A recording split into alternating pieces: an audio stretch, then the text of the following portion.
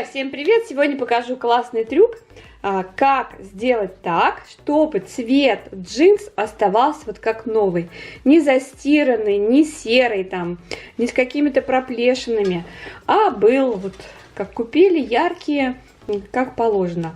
Есть один необычный совет, вы удивитесь, но он работает, и его нужно использовать. Действительно, используйте, и джинсы будут у вас как новые, и цвет сохранится на долгое время. Делаю я так до стирки джинс. Здесь у меня примерно около 5 литров теплой воды.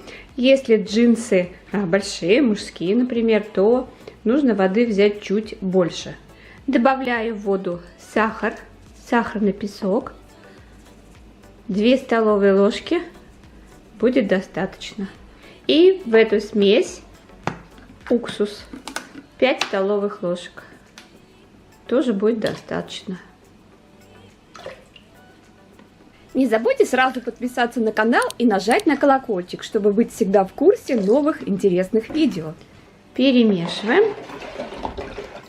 Замачиваем джинсы и оставляем примерно на час. А затем джинсы нужно прополоскать и высушить.